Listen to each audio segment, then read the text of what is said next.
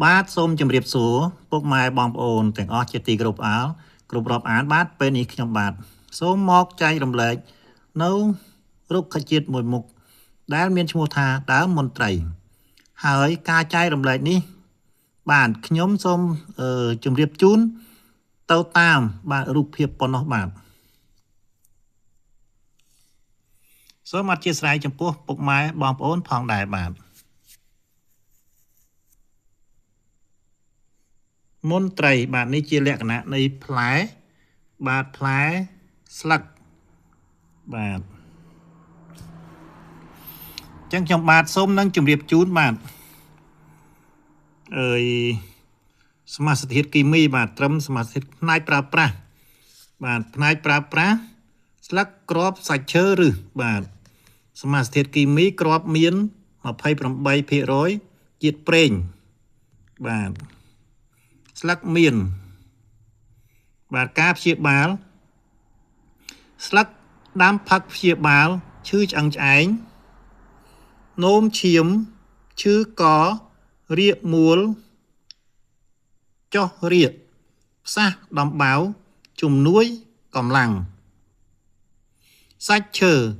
រសប្រហាតធ្វើជាថ្នាំប៉ូវកម្លាំងដាំផឹកដុសជាមួយទឹកលាបបំពកឈឺក្បាលដាំផឹកឬដុសផឹកព្យាបាលក្អួតគ្រាប់ព្យាបាលកើតបោសកាន់ឲ្យម៉ត់បិទពីលើបោសមានខ្ទុះផ្សះដំបៅព្យាបាលឈឺមួយចំហៀងក្បាលគ្រាប់និងស្លឹកព្យាបាលឬដូងបាតសាច់គ្រាប់ក្នុងសាច់គ្រាប់ខាងក្នុងរសពុលបុកឲ្យម៉ត់សូនជូនជាគ្រាប់លេបទម្លាក់ព្រូនចង្កឹះព្រូនសរសៃអំបោះឬរសជូរត្រជាក់កាត់ស្លេះក្នុងកហឺតក្អកព្យាបាលសំលេង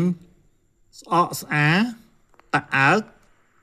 ចោលក្នុងពោះវៀនក្តៅក្នុងក្អួតពឹសបោសបាទនេះជាអត្ថប្រយោជន៍នៃដើមមន្ត្រីបាទ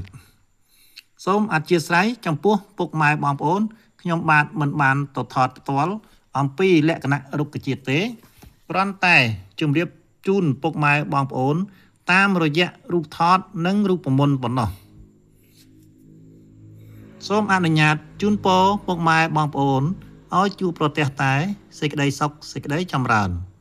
សូមអរគុណ